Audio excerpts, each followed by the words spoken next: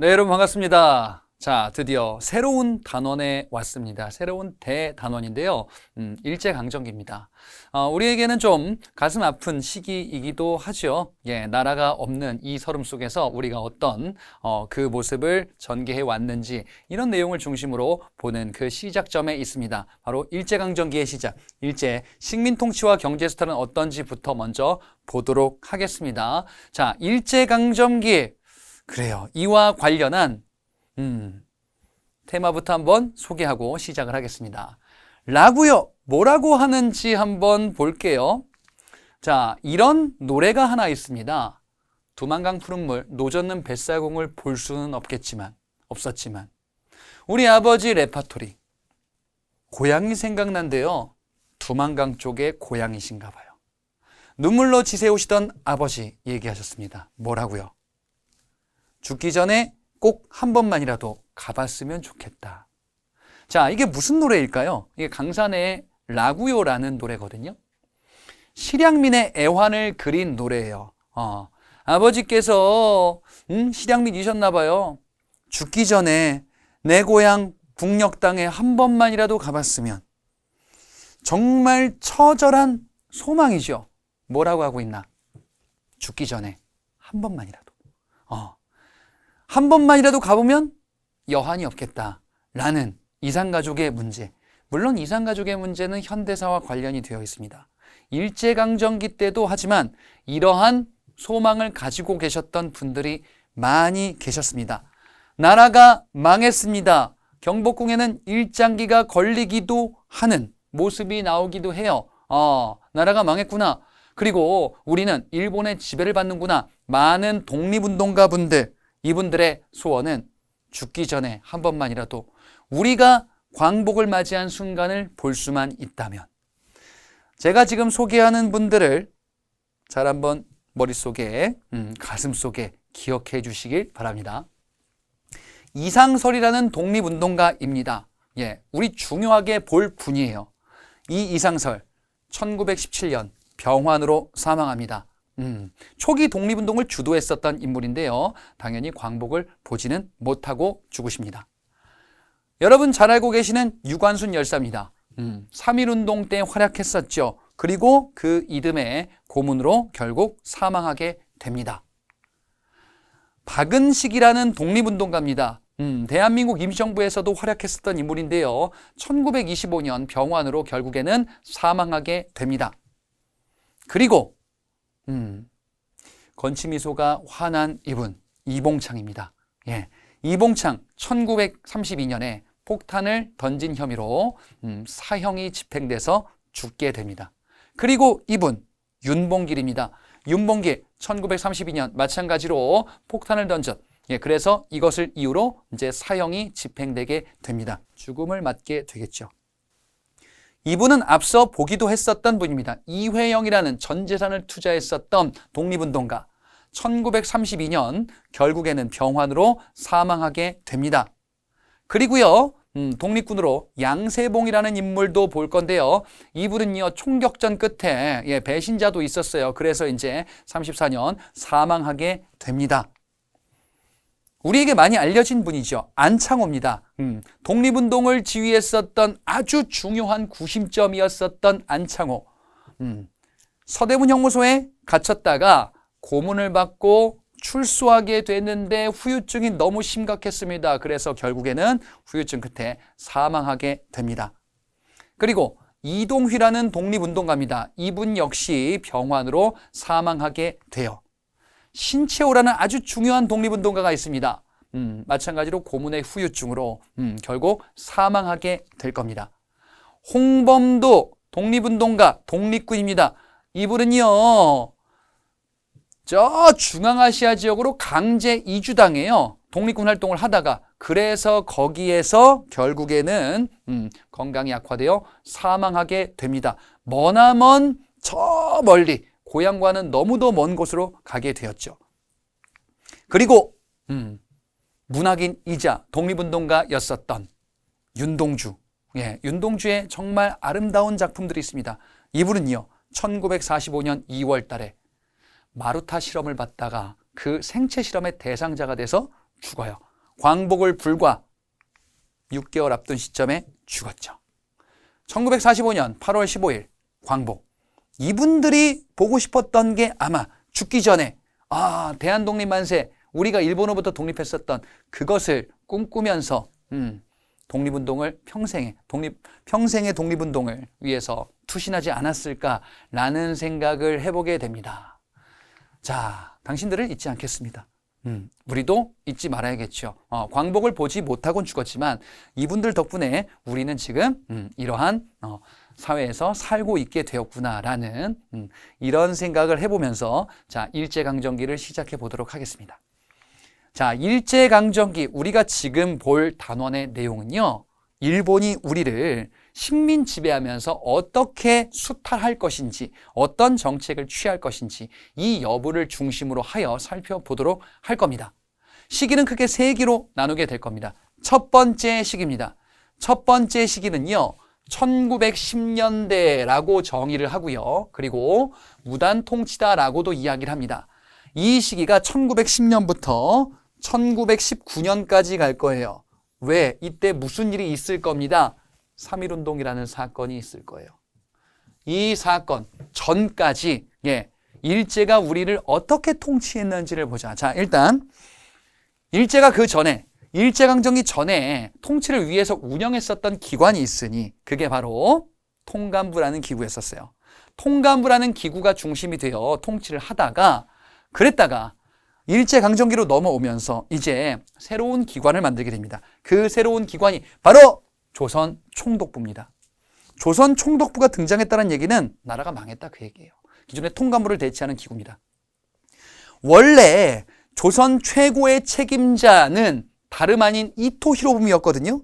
이 사람이 아마도 총독에 부임했을 수도 있어요. 근데 안중근한테 죽죠. 안중근한테 죽었었던 게 그 전의 얘기예요. 그래서 새로운 총독, 데라우치라는 총독이 들어오게 될 겁니다. 자, 이 조선 총독부를 중심으로 하는 기관이 어떤지를 한번 볼게요. 조선 총독부의 기관은 이렇게 되어 있습니다. 최고 책임자가 총독이라는 직책이고요. 정무총감과 경무총감이 있습니다. 정무총감은 행정 업무하는 거고요. 경무총감은 경찰 업무하는 거예요. 그리고 이하에 이런저런 기관들이 있을 겁니다. 총독을 정점으로 하는 조선 총독부의 기관들이 직책들이 이렇게 있구나 정도 보시면 되는데 이 조선 총독은요. 근데 특이한 사실이 하나 있어요. 일본 의회의 통제를 받지 않아요. 이 얘기가 무슨 얘기냐면은 조선 총독은 일본의 왕, 천황이다라고도 하죠. 일본 천황 직속이거든요. 의회 통제를 받지 않아요. 그러니까 의회에서 만든 법이 우리나라에 적용이 안 되는 거예요. 이 얘긴즉슨 조선인과 일본인을 대하는 제도가 다르다라는 걸 의미하는 거예요. 예. 일본인들에게 보장된 권리 우리에겐 당연히 적용이 안 됩니다. 그렇겠지. 그러라고 있는 게 식민지겠지. 그죠? 아니 그러면 우리 조선 사람들 의견도 좀 들어야 되는 거 아닙니까? 그러라고 운영하는 게 하나 있긴 해요. 중추원이라는 게 있긴 합니다. 자, 이 중추원은요. 일본이 우리를 지배하면서 조선인들의 의견을 좀 수렴하겠다라고 해서 운영하는 일종의 자문기관이거든요. 하지만 말이죠. 3.1운동 전까지 요거를 회의를 소집한 적이 없어요. 한 번도 없어요. 그러면 마음대로 하겠다라는 거죠. 마음대로 하면서 괴롭히겠다. 일본인들에 대한 정책과 다르게 괴롭히는 정책을 하겠다. 예, 이런 모습이 이어집니다. 자, 그러면 구체적으로 1910년대에는 어떤 정책이 있는지를 이제 보는 겁니다. 그게 바로 무단통치인데요. 자, 무단통치의 내용을 구체적으로 보자. 이게 언제라 그랬냐? 1910년대에요. 이 시기 때 행해졌었던 통치의 모습입니다. 무단통치는 무력에 의한 강압통치다라는 거거든요. 제가 학창시절만 하더라도 선생님들 중에서 학기 초에 정말 무섭게 잡는 선생님들이 좀 있었어요, 간혹. 원래 그 정도는 아닌데, 왜, 원래 개학하고 이제 막 한 3월 이때 엄청나게 막, 그때는 뭐 체벌도 있어가지고. 저는 기억에 남는 선생님이 하나 있어요. 고등학교 때 국어 선생님이었는데, 와, 정말, 얼마나 세게 때리는지 손바닥을 맞았는데, 와, 이 손바닥이 터지는 줄 알았어. 근데도 어떻게 또 뼈는 안 때리시고 살을 잘 때리시더라고요. 예. 그때는 이제 그런 이 그 체벌이 난무하던 시기였었습니다. 근데 그 선생님이 3월 달에 그렇게 때렸어요. 왜? 3월 달에 저희 남고였거든요. 나대지 마라 이거지. 그지? 이걸 보여주겠다. 이런 게 바로 무단 통치예요.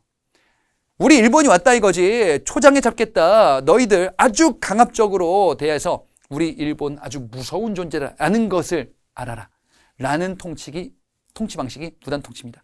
강압에 의한 통치예요. 무력에 의한 통치예요. 강압적 통치 목적으로 그래서 헌병경찰제라는 걸 시행할 겁니다. 무단 통치의 일환이에요. 헌병경찰. 자, 헌병이 군인입니다. 군인들을 대상으로 하는 이런 일종의 경찰이 헌병이거든요. 근데 군인이 민간인을 통치해요. 민간 치안 업무를 담당해요. 이 얘기는 민간인들을 군인처럼 대하겠다라는 거예요. 군인들이 민간인 경찰 업무를 한다. 그래서 헌병 경찰 통치요.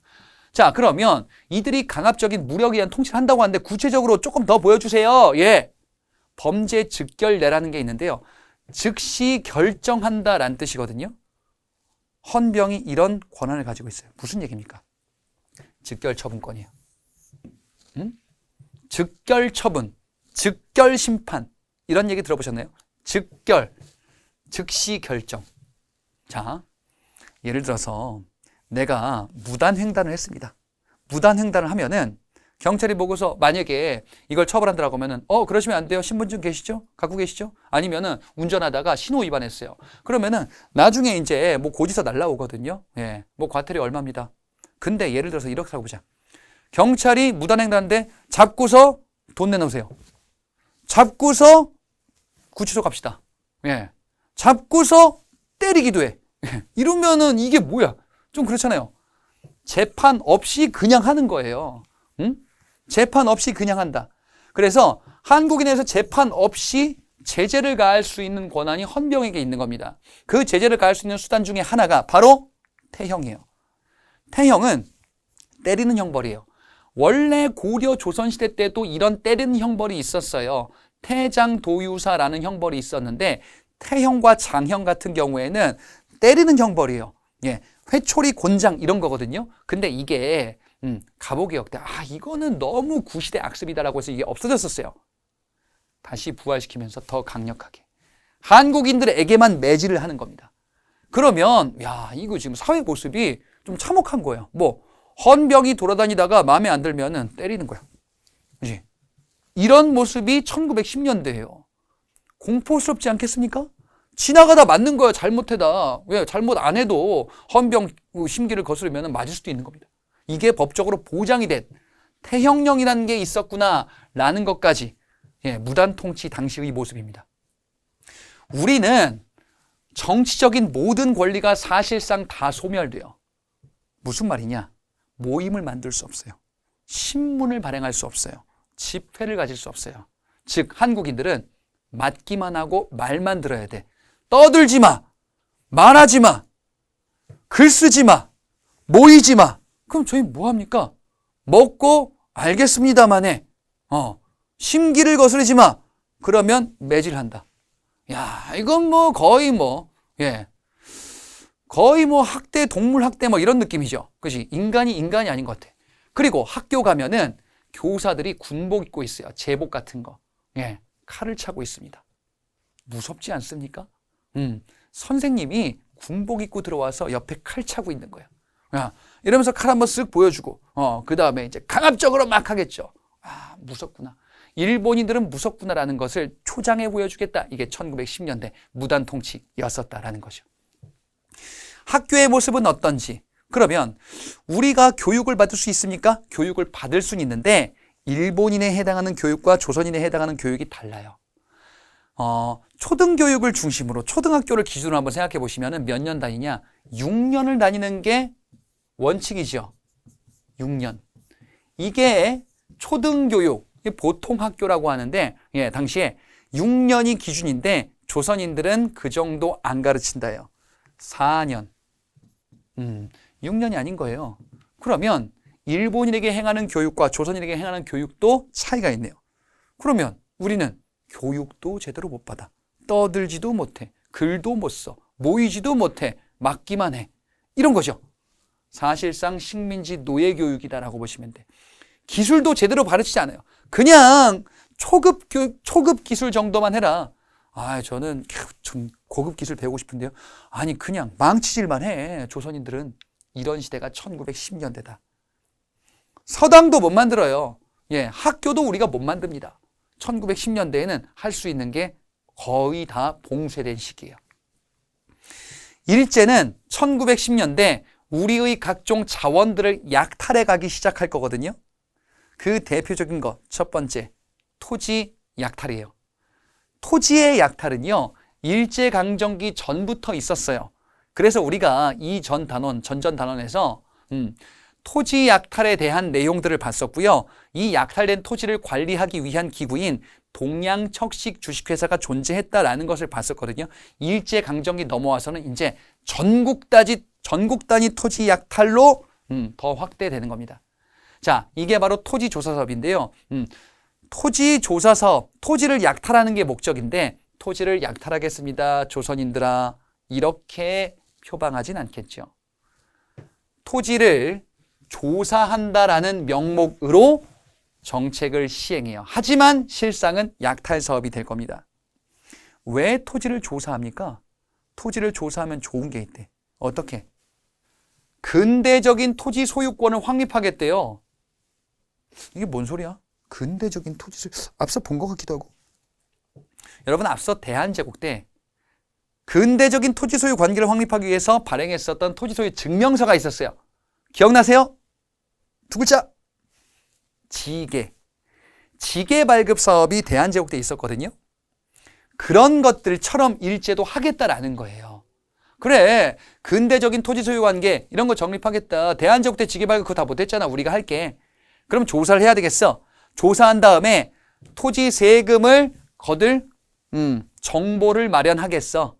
그리고 근대적인 토지 소유를 위해서 거래를 활성화시키겠어. 라는 명목으로 하는 거예요. 자, 토지를 조사한다라는 명목인데 실제는 약탈이에요. 어떻게 약탈이 됐는지 한번 보자.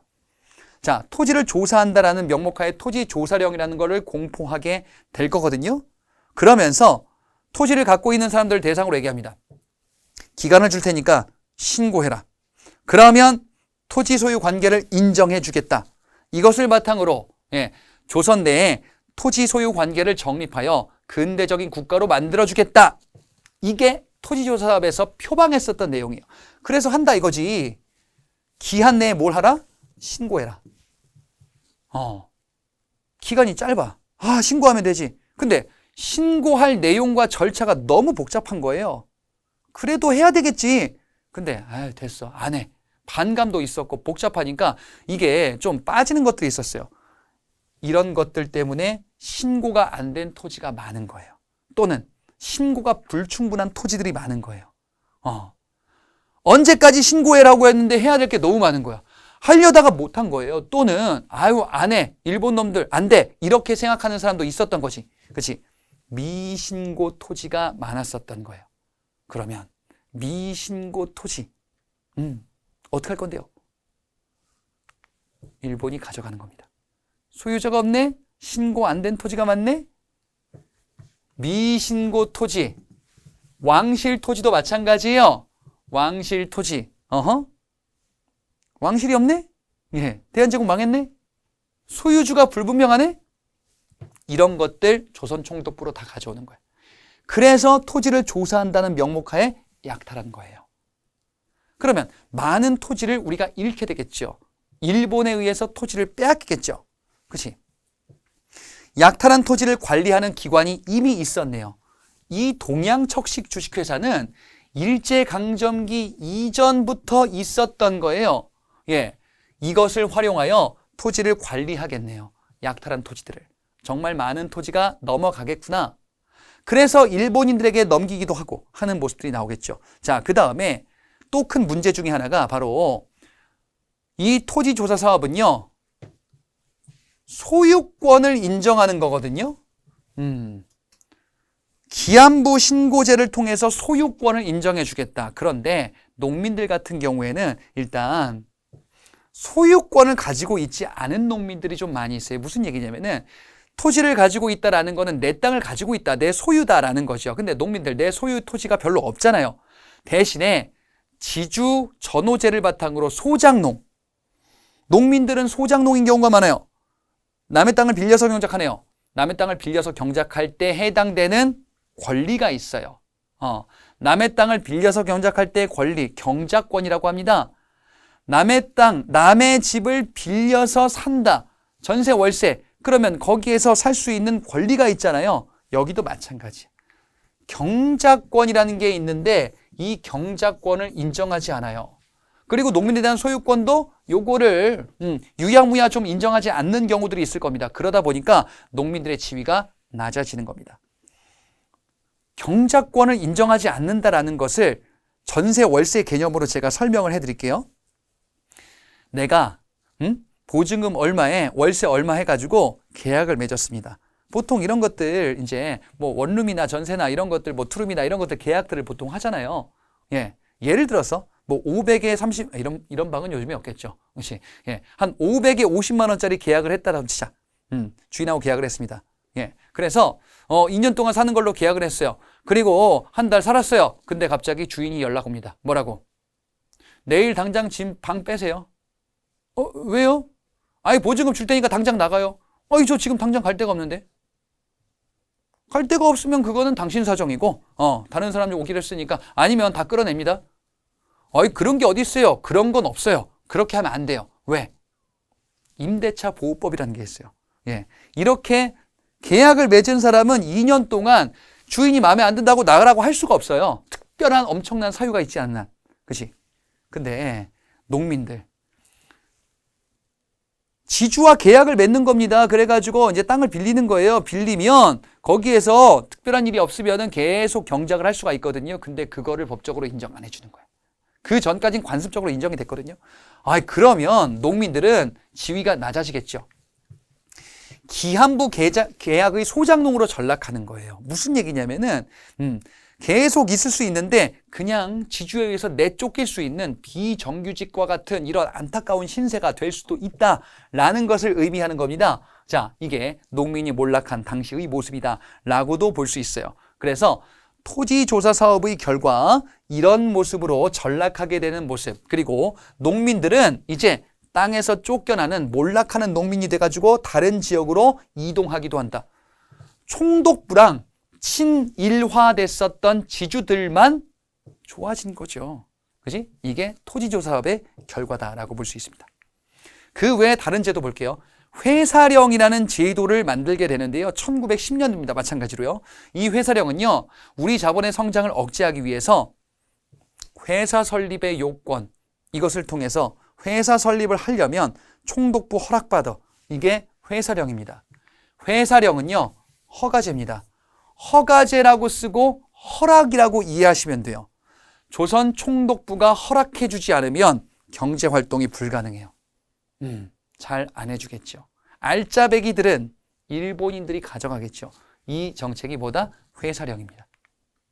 광업령, 어업령, 삼림령, 이 정책들은 공통적으로 우리의 자원을 약탈하고자 해서 만들어진 법령들입니다. 광산자원 가져가겠다. 이권 침탈, 식민 지배했으니까 이전의 이권 침탈 더 노골화하겠죠. 어업령, 삼림령 역시 마찬가지입니다. 1910년대 이런 법령들이 제정되면서 일본이 조선 땅에서 이런저런 경제적인 돈이 될 만한 것들을 다 뺏어가자라는 정책을 시행하게 된다. 다음 시기로 넘어가 보겠습니다. 1920년대 통치 방식이 바뀝니다. 문화통치로 바뀌어요. 이게 바뀌게 되는 이유는 3.1운동 때문에 그래요. 3.1운동이 1910년대 말 벌어지거든요. 그래서 일제가 통치 방식을 좀 더 부드럽게 바꿔요. 여러분 잘 생각해봐요. 강압적으로 때리고 권한 안 주고 인간 취급 안 하고 하면은 무서워서 말을 잘 들을 것 같지만 한편으로는 반발심이 더 생겨요. 이 한국인들, 우리의 역사를 보니까 이런 특성이 좀 강해요. 저항의식이 좀 강해요. 우리는 강압적으로 계속 대하고 하면은 이렇게 맞고 계속 힘들어하는 듯 하다가 결국에는 폭발합니다. 예. 이전에 무단 통치도 그랬던 거예요. 일본이 생각을 한 거야. 이렇게 10년 동안 계속 강압적으로 때리는 이런 통치를 하면은 말을 잘 들을 줄 알았더니 어머나 세상에 엄청난 큰 시위가 벌어진 거예요. 일본은 멘붕에 빠진 거예요, 사실상. 무단 통치로 계속하면 말을 잘 들을 줄 알았더니 오히려 더 강력한 저항이 나온 거야. 안 되겠다. 한국인들은 이렇게 통치하면 안 되겠다. 그래서 바꾼 게 문화 통치예요. 사실상 무단 통치는 실패한 통치입니다. 왜? 일본의 입장에서는 3.1운동이 결과물이 됐잖아요. 실패했어. 근데 바꿨습니다. 문화 통치. 이거는 좀 잘 먹혀요. 문화 통치는 이전에 강력한 반발, 이 야기됐었던 무력에 의한 통치를 완화시키겠다라는 거예요. 그래서 문화적인 방식으로 통치하겠다. 한국인들에게 권한들을 보장해 주겠다. 이런 거 저런 거 해줄게. 괜찮아. 그러니까 3.1운동 같은 거 이런 거 일으키지 않았으면 좋겠어. 일본이 얘기하는 거예요. 근데 실상은 보니까 일본 통치에 협조적인 바로 친일파를 양성하는 게 이들의 목적이다. 우리의 강점은 제가 느끼기에 한국 역사를 기준으로 봤을 때 한국인들의 강점이다라고 하면은 저항 정신이 강해요. 한번 제대로 뭉치면은 못 말립니다. 근데 약점이 있어요. 분열에 약해요. 어떤 민족이든 다 분열하는데 우리 민족이 끝없는 분열로 갈 때가 가끔 있어요. 예전부터 있었던 지역 간의 갈등은 막론하고, 그리고 또 세대 간의 갈등, 성별 간의 갈등 너무 심각하지 않나요? 이럴 때 우리 민족의 역량이 약화되는 것 같아요. 일본이 이걸 노린 것 같아. 친일파 양성해가지고 니들끼리 싸워라 이거야.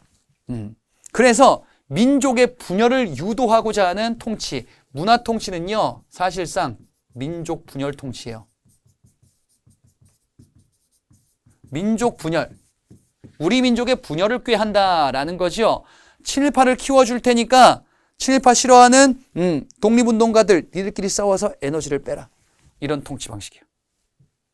자, 그래서 친일파들이 자치론이라는 이런 주장을 하기도 할 겁니다. 이른바 타협론이에요. 일제지배와 타협하자.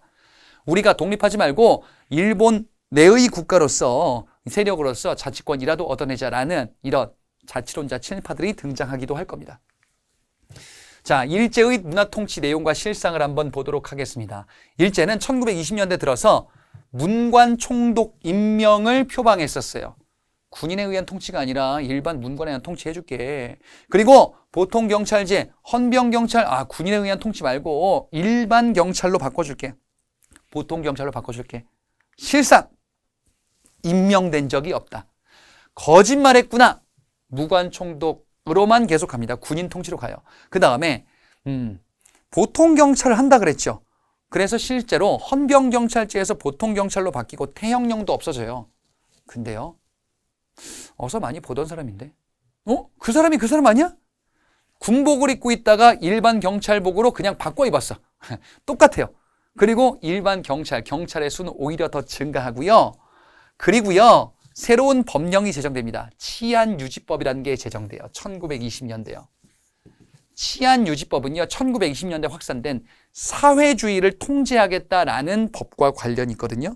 1920년대 사회주의가 급속하게 확산되는데요. 사회주의는요, 사회주의 혁명을 통해서 체제를 전복시키자, 이런 사상인데,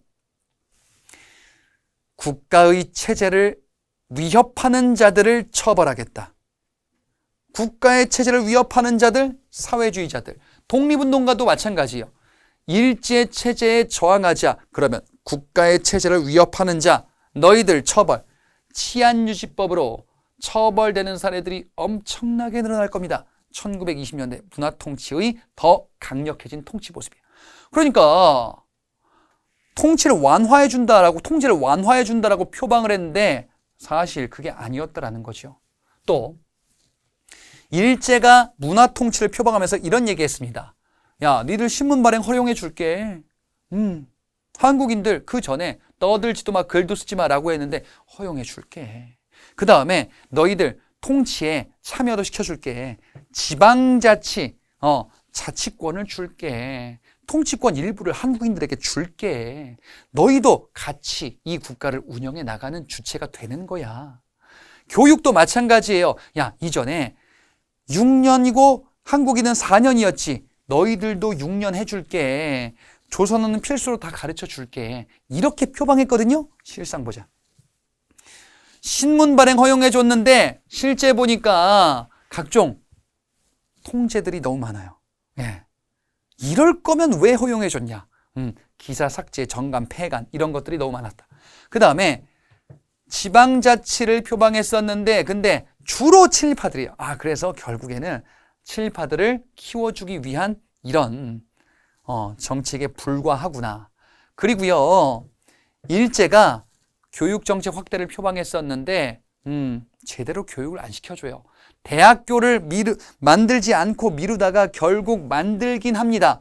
경성제국대학. 근데 이 역시 일부에 해당하고 식민통치기관의 협조적인 세력을 양성하기 위한 조치에 불과합니다. 이런 한계점 또한 존재했었어요. 1920년대 경제 수탈 정책을 한번 보겠습니다. 1920년대의 통치는 이렇게 가거든요. 1919년부터 주로 1930년대 초까지 갈 거예요. 요게 1920년대라고 보통 얘기하는 거거든요. 요 시기에 무슨 일이 있을 거냐면은 전쟁이 있을 거거든요. 그 전까지를 보통 얘기합니다. 자, 이 시기에 주로 걸쳐 있는 게 산미 증식 계획이라는 거예요. 자, 요거 배경을 좀 말씀드릴게요. 산미 증식 계획은요, 일본의 산업이 변화돼서 나타나는 정책이에요. 무슨 얘기냐? 일본이라는 국가가 공장이 많아지면서 산업 국가로 도약하는 시기가 다름 아닌 1920년대예요. 그 전까지 일본의 주 산업은 농업이었을 겁니다. 그랬다가 공장을 많이 만들면서 일본이 산업사회로 전환되어 가는 시기가 1920년대예요. 그러면 이 얘기는 일본 본토 내의 공업화가 급격히 지속되고 있다, 전개되고 있다라고 보시면 됩니다. 자, 그런데 생기는 문제가 이거예요. 일본의 공업은 발전하고 있는 거예요, 지금. 그런데 기존의 일본의 농업은 쇠퇴하겠죠. 그러다 보니까 일본 내에 식량 부족 문제가 생기는 거예요.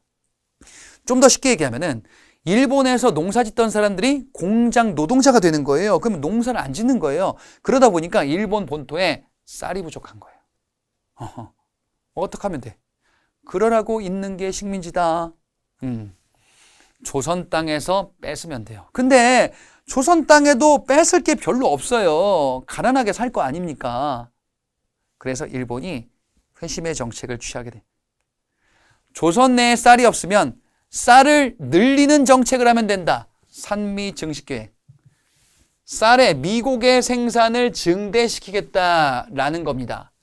그런데 미국의 생산을 증대시키겠다라는 정책인데요. 결국 목적은요, 그 이상을 수탈하는 게 목적이에요. 문제는 뭐냐? 실제로 미국이 증산, 늘어났다는 뜻이죠. 생산이 늘어납니다. 증산량보다 근데 더 많은 양을 수탈해 가요. 그러면 무슨 문제가 생겨요? 조선 내에 쌀이 늘어나긴 하는데, 생산이 늘어나긴 하는데 더 많은 걸 뺏기는 거죠. 그러면 일본 본토는 식량 부족 문제에서 해결되겠죠. 어디가 식량이 부족해지는 거예요? 한반도가 식량이 부족해지는 거예요. 아하. 방법은 여러 가지가 있습니다. 이게 무슨 방법이냐? 증산의 방법이에요. 산미 증식, 미국의 생산을 증대시키기 위해서 이런저런 비료도 쓰고요, 수리시설도 개선하고 이런 것들 하는 거예요. 왜? 더 많은 것을 수탈하기 위해서. 그러면 이렇게 해서 결국에는 쌀의 생산을 늘리긴 했다 그랬죠? 근데 결론은 뭐냐? 더 많이 뺏어갔다 그랬어요? 문제가 있습니다. 여기에 들어간 돈이 있을 거 아니에요? 이 비용들은 일본이 부담할까요? 그럴 리가? 이 비용들을 농민들에게 떠안기게 될 겁니다. 농민들 입장에서는 쌀은 늘어났는데 더 많이 가져가네. 그리고 빚만 떠안았네. 불만이 점점 폭발하겠죠. 그리고 반출했다. 더 많은 양을. 즉 수탈했다라는 거예요. 국내 쌀이 부족하는구나. 그래요. 국내 식량이 부족한 거예요. 늘어난 거 이상을 수탈하다 보니까. 그러면 일본은 국내에 무슨 정책을 취하긴 해야 돼. 그래서 한 게 뭐냐? 만주로부터 잡곡을 수입합니다. 국내에 먹을 게 없으니까요.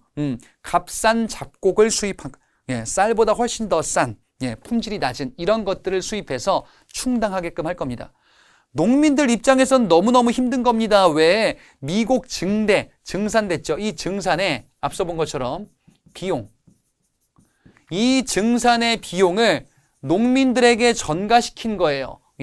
증산에 들어간 비용은 농민에게 전가되니까 농민들은 생활이 어려워지고 빚쟁이가 되죠. 그리고 쌀은 부족해지네요. 그래요. 그리고 값싼 잡곡을 먹고 있네. 아, 이거 진짜 너무너무 화가 나지 않을까요? 농민들 입장에서는요. 그래. 농민들 입장에서는 너무너무 화가 나는 거예요. 점점 농민들의 불만이 점점 폭발하기 시작할 겁니다. 산미 증식 계획의 결과이기도 합니다. 자, 산미 증식 계획은요, 그 이후 시기까지 조금 이어지는데요. 요 얘기는 요 다음 시기에서 등장하는 내용이 될 겁니다.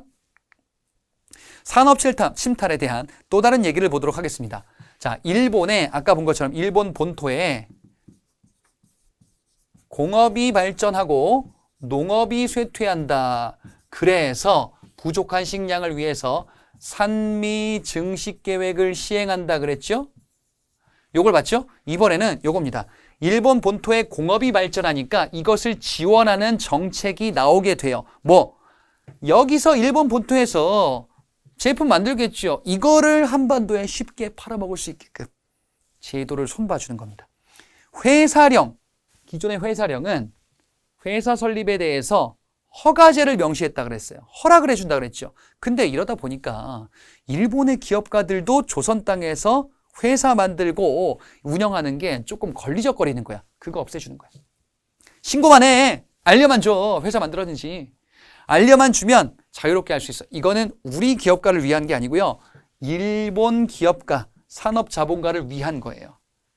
그러다 보니까 일본 기업이 국내로 대거 오는 겁니다. 일본 상품들이 왕창 들어오는 거예요. 우리 기업이 만든 걸 써줘야 되지 않을까요?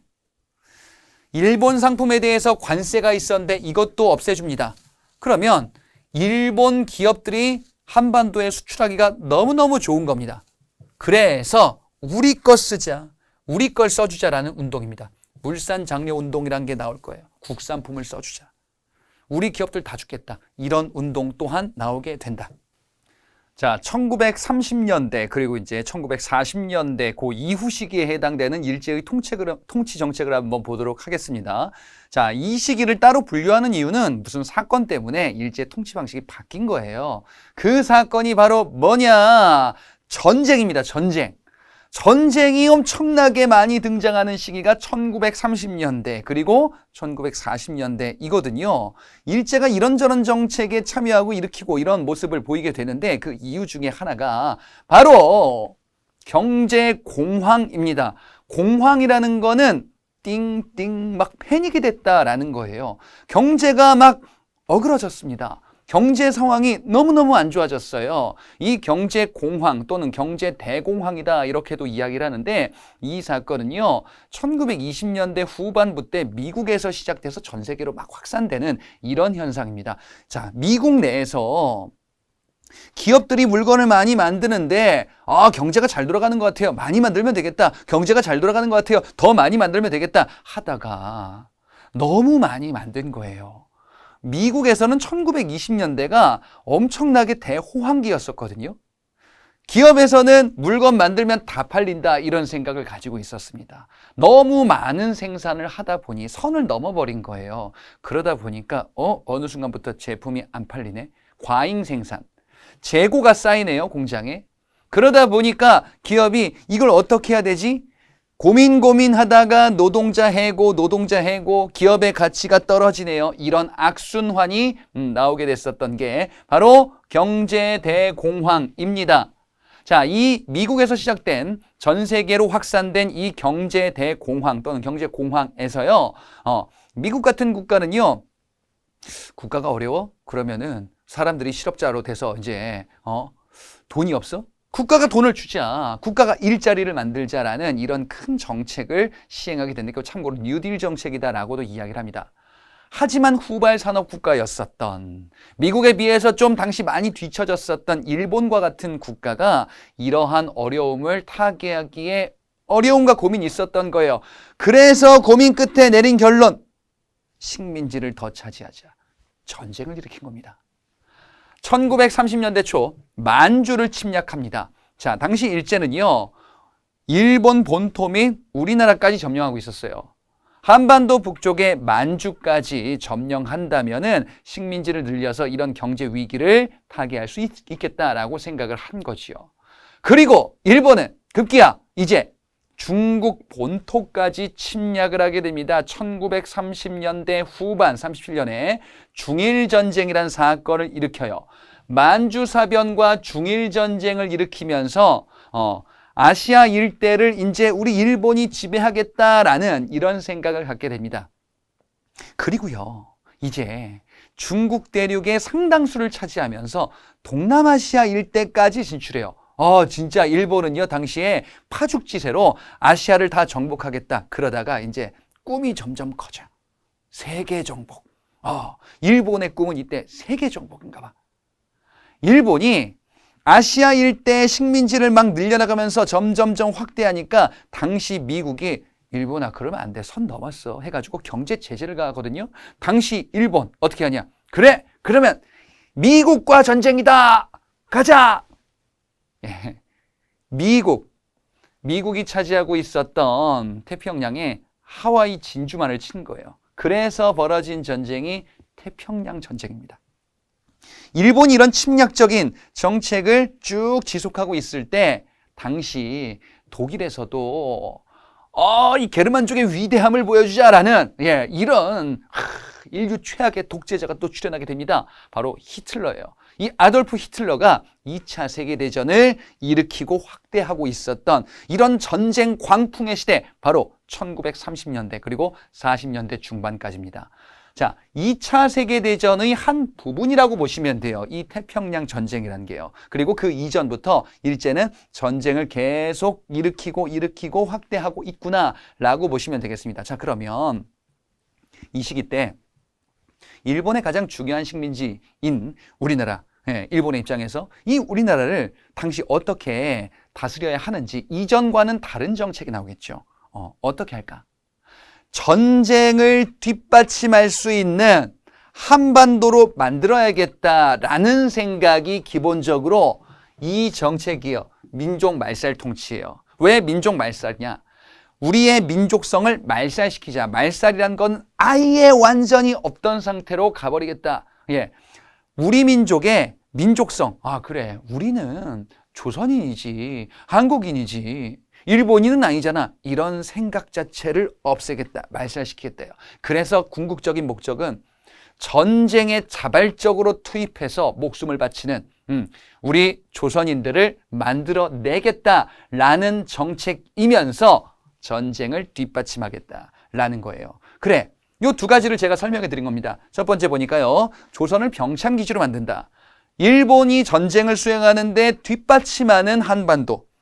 병참기지라는 거는 전쟁의 일종의 보급 창고 역할을 하겠다. 한반도를 이제 탈탈 털어서 전쟁에다가 완전히 이제 투입하겠다라는 이런 목적을 가지고 있구나.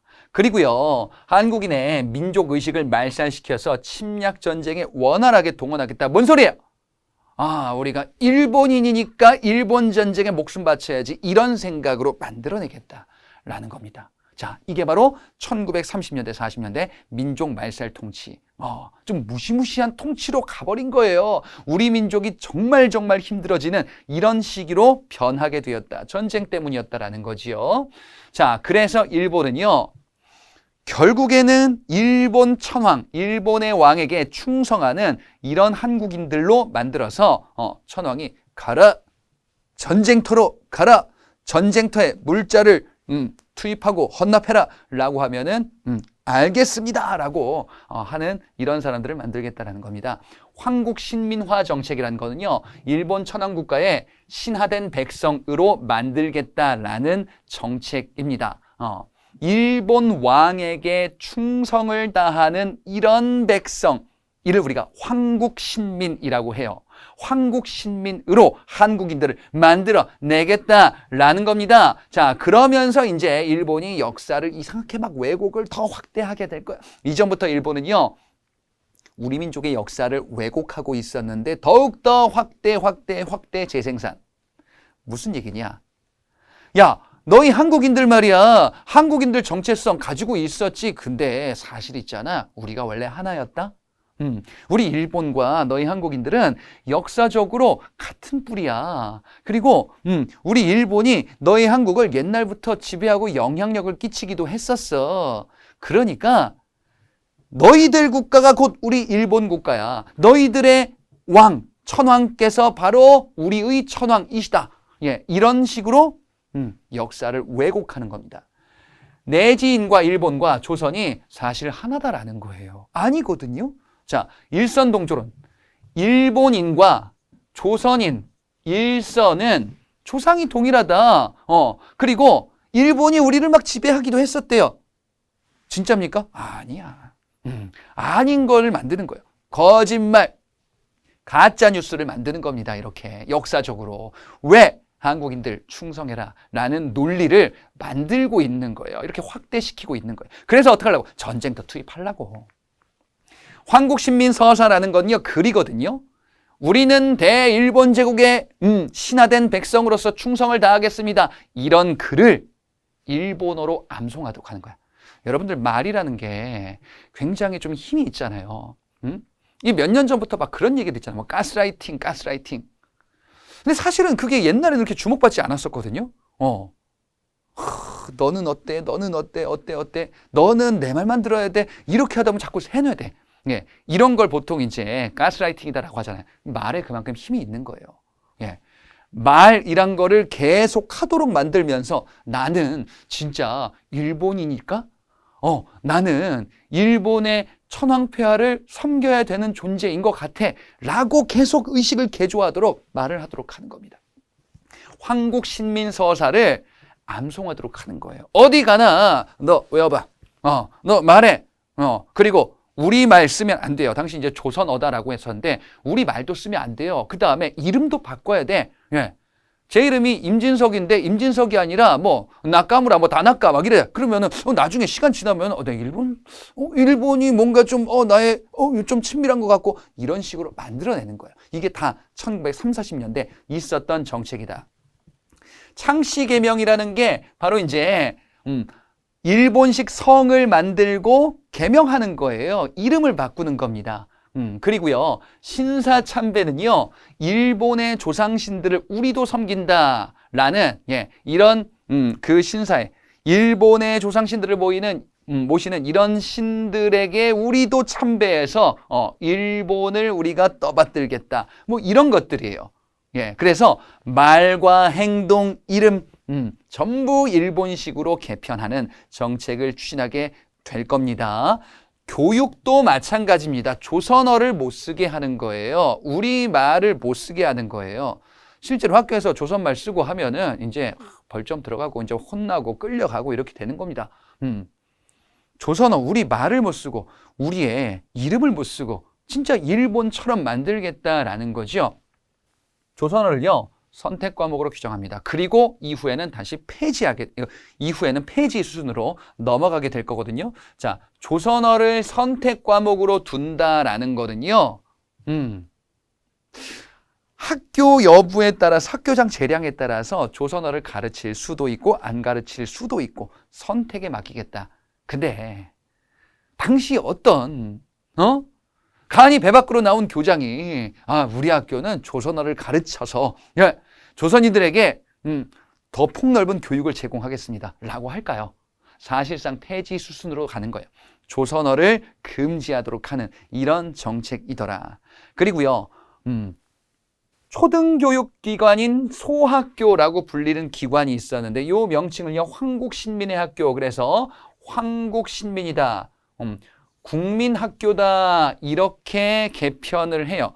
예, 이 국민학교는 국민들의 학교 그 의미가 아니고요 황국신민이라는 말의 뜻입니다. 자, 그래서 이런 식으로 우리의 민족성을 말살시키는 정책을 취하고 있다. 독립운동 탄압도 더욱더 강해지게 될 거예요. 이제 일본이 얘기하는 충성하는 이런 신화된 백성, 이에 반기를 드는 이런 당시의 독립운동가들을 탄압하기 위해서 그들의 사상을 통제하겠다. 조선 사상범 보호관찰령, 바로 이제 독립운동가를 탄압하기 위해서 만들었었던 새로운 법령입니다. 이것이 강화되거든요. 사상범 예방구금령이라는 제도로 강화될 거예요. 예방구금령이란 말은 무슨 얘기냐면요. 자, 제가 독립운동을 했어요. 일제 때. 그러면 처벌받겠죠? 이때 보호관찰령이란 걸로 처벌을 받기도 하는 건데요. 근데 독립운동을 했었는데 이제 잠깐 좀 눈치 보면서 쉬고 있어. 그래도 끌려가. 아니 뭐 가만히 있었잖아요. 예방 차원에서. 안 했는데 예방 차원에서 재판 없이 끌고 가는 거예요. 그러니까 이들의 통제에 우리가 이리 휘둘리고 저리 휘둘리고 그리고 처벌도 받고 너무너무 힘들게 살 수밖에 없는 이런 모습, 통제의 정도가 더 강화되는 법령 중에 하나가 바로 이제 조선 사상범 통제 정책들 보호관찰령과 예방구금령이라는 정책입니다. 한글로 된 신문 역시 폐간시키게 될 거예요. 뭐 조선어를 쓰지 마라 라는 거죠. 자, 그러면 경제적인 수탈, 이 시기 때 전쟁에 일본이 막 올인하는 이런 시기 때 경제적인 수탈은 무엇이 있는지 크게는 두 가지로 나누어서 정리할 수 있어요. 첫 번째 바로 뭐냐? 물자 수탈이에요. 물자, 전쟁에 필요한 각종 물자들, 군량미에 동원하기 위한 쌀도 있겠고요. 그 다음에 무기를 만들기 위한 여러 가지 물자도 있을 겁니다. 두 번째, 인력 수탈이에요. 사람들을 동원하는 겁니다. 강제 노역 현장 가고 전쟁터 막 투입시키고 총알바지 쓰고 이런 것들 하는 시기 1930, 40년대다. 자, 1930년대 이후의 경제 수탈, 이런 두 가지 정책으로 우리가 볼 수 있는데 일단 처음부터 전쟁터에 투입하기 위한 물자들을 직접 수탈하는 것까지는 아니었었어요. 첫 번째는요, 일본이 전쟁을 하는데 일본의 전쟁 때문에 일본 본토 내에서 경제적인 여러 가지 어려움들이 나오게 되거든요. 무슨 얘기냐면은 일본이 전쟁을 해. 전쟁을 하면요, 보통 주변국들이 이 친구 선 넘었는데? 응? 그러면 이거 전 세계 평화가 좀 어그러지는데? 라고 하면서 조금씩 손절해요. 손절하고 제재도 해요. 예. 그러다 보니까 일본이 전쟁할 때 주변국들이 제재하면서 일본의 경제가 조금씩 어려워지는 이런 국면으로 접어들게 되거든요. 그러면 원재료를, 원자재를 수입하는데 어려움이 있다라고 하면 한반도에서 수탈하면 된다라는 거예요. 남면 북양 정책은요, 한반도 남부에는 면화, 한반도 북부에는 양을 사육해서 일본의 옷감을 만드는 이런 섬유 자본들, 이들을 보호하겠다라는 거예요. 무슨 얘기냐? 일본 본토에서 옷을 막 만들어요. 근데 막 경제 제재 일본 막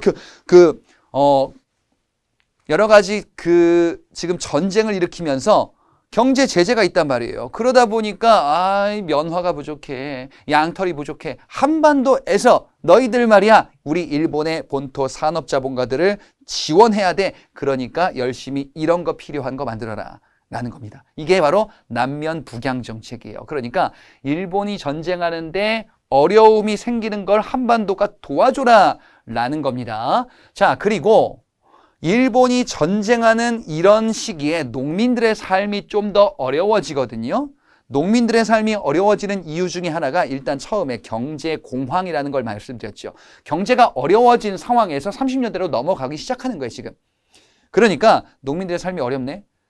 일본의 입장에서는 이 농민들을 계속 탄압만 하다가는 또 무슨 어떤 시위 같은 게 나올 것 같아. 일단은 좀 달래주자.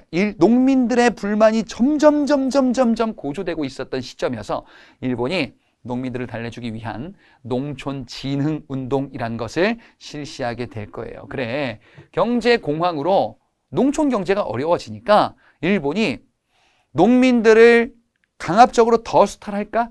아니면은 조금씩 달래줄까? 두 번째를 선택했다라고 보시면 됩니다. 그래서 농민들의 반발을 무마하기 위함이다라고 볼 수 있겠어요. 조금 숨어있는 논리를 말씀드리자면은 요 이전 1920년대 농민들 사이에서 뭐가 확산되냐? 사회주의라는 게 확산될 거예요. 사회주의는 우리가 사회주의 국가를 만들기 위해서는 기존의 체제를 없애야 된다, 때려 부셔야 된다라는 이런 혁명적인 생각을 가지고 있었거든요. 일제 입장에서는 이거 위험한데 어떡할까? 처벌도 하는데 달래주는 정책도 하는 겁니다. 이게 1930년대 주로 전반기에 했었던 거예요. 이렇게 일제가 이런 정책을 할 때는 만주사변 일으키고 전쟁을 이제 막 시작할 때거든요. 자, 이런 시기 때 물자를 역시나 수탈하고자 전쟁에 동원하고자 병참 기지화 정책을 이제 점점점 확대시킵니다. 병참 기지 뭐에?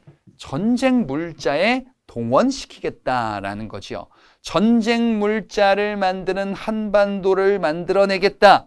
그래, 일본이 전쟁 일으키는데 이전에는 전쟁에서 손해를 보는 여러 일본 본토 내 산업자본가를 서포트하겠다를 넘어서 일본 전쟁을 직접 지원하는 물자를 만들어라 라는 정책으로 점점 또한 확대가 되는 겁니다. 한반도를 보급창고처럼 병참기지처럼 만드는 정책이다.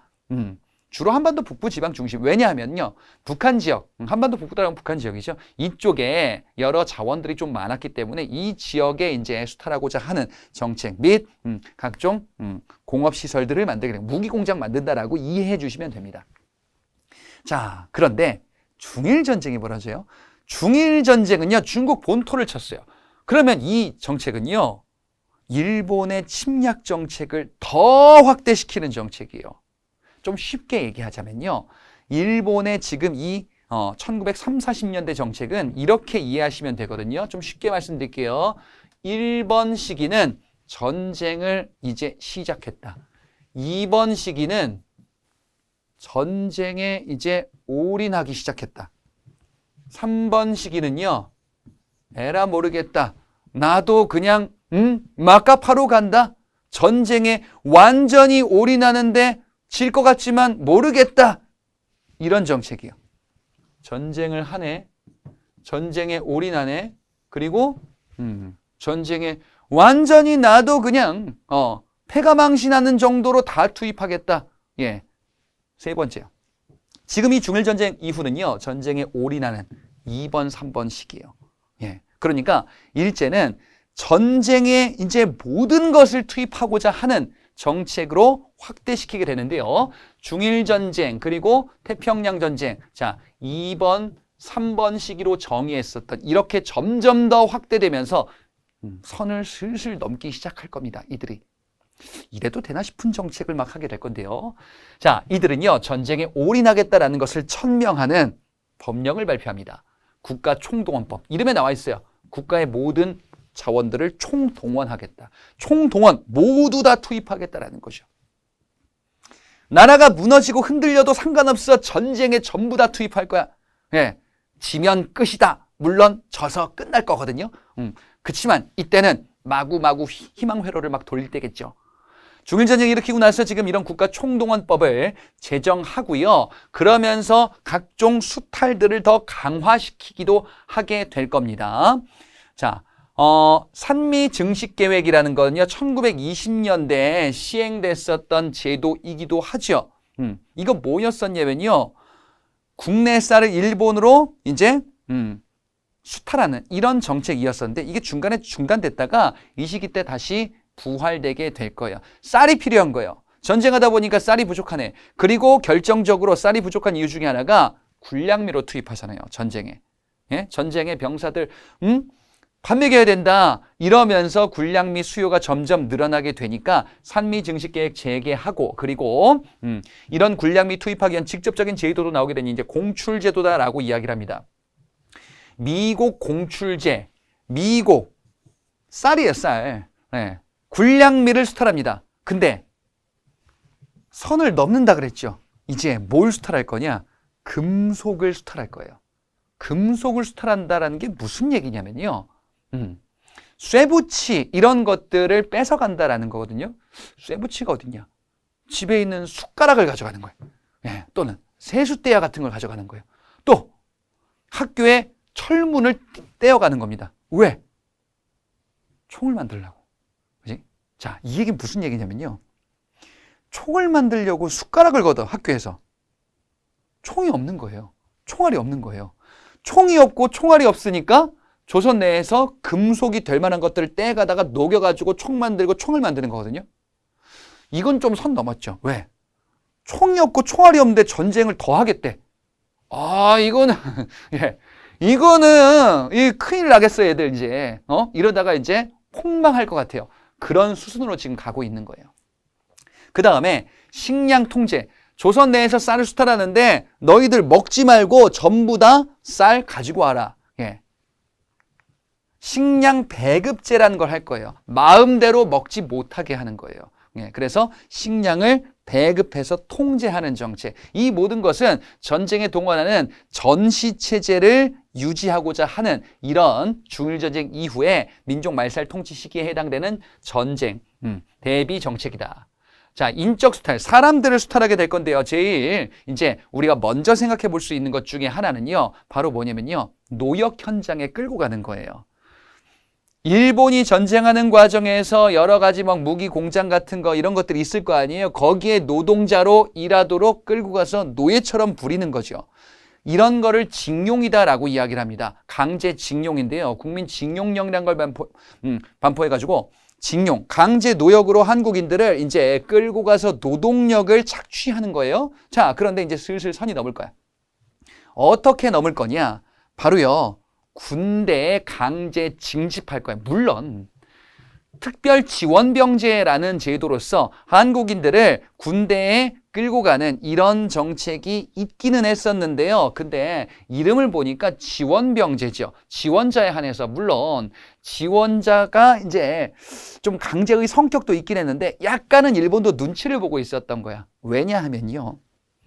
일본이 우리 민족을 지배하고 괴롭히고 있잖아요. 일제강점기 때. 괴롭히는데 군대로 끌고 간다라는 거는요. 위험 부담을 안는 거예요. 뭐 총을 쥐어주는 거잖아요. 군대 내에서 조선인들이 반란이라도 일으키면 어떡할 거예요? 그죠? 그러니까 약간 눈치 보고 있고 그 다음에 징용령, 노역 현장, 총을 안 주는 이런 시설의 정도는 끌고 갈 수 있는 건데 이제는 안 되겠는 거예요. 예. 전쟁에 사람이 부족한 거야. 그러니까 조선인들도 끌고 가서 총 그냥 쥐어주는 거야. 군대 내 반란 나오면 어떡합니까? 모르겠다. 선을 넘은 거예요. 학도 지원병제, 징병제. 학도 지원병제는요, 미성년자들을 끌고 가는 거거든요. 성인 남자가 아닌 미성년자. 왜? 성인 남자가 부족한 거예요. 징병제는 강제로 군대에 끌고 가는 거야. 반란 나오면 어떡합니까? 그냥 모르겠다요. 선을 넘었어요. 심지어요, 여성들도 끌고 갑니다.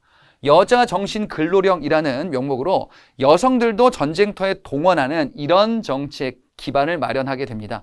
여성들을 끌고 간다는 건 선을 넘은 거예요. 왜? 보통 전쟁에는 건장한 성인 남자들을 끌고 가잖아요. 그럼 여성들을 끌고 간다는 게 무슨 얘기냐면은 전쟁에 동원할 사람이 이제 없다라는 거예요. 총도 없고 사람도 없는데 어떻게든 팍팍 긁어 모아서 전쟁에서 지금 어떻게든 살아남겠다. 막바지구나라는 걸 알 수 있어요. 그러니까 이 시점 되면요. 너무너무 힘들면서도 일본 이제 끝나겠는데? 뭔가 감이 슬슬 오는 시기이기도 해. 이게 1940년대로 접어들 때입니다. 자, 그리고 이런 수탈과 더불어서 이제 우리 민족들, 우리 여성들을요, 일본군의 성노예로 착취하고자 하는 이 위안부 문제도 쭉 이어지고 있었던 이런 당시 아주 끔찍한 참혹했었던 당시의 모습이다라고도 볼 수가 있겠지요. 자, 그래서 이런 정책들 일제강점기 때 쭉 이어진 당시 1930~40년대 민족 말살 통치다라는 것을 우리가 파악해 볼 수가 있겠습니다. 자, 일제강점기 내용이 좀 많았죠. 수탈 정책으로서 이제 1910년대 무단 통치, 20년대 문화 통치, 그리고 3, 40년대 민족 말살 통치 이렇게 있었는데 우리의 가장 중요한 부분은요. 요 세 가지 시기 때의 일제의 통치를 구분하는 겁니다. 자, 이번 단원 이론은 이렇게 마무리하고요. 문제풀이에서 배운 내용들 확인해 보도록 하겠습니다.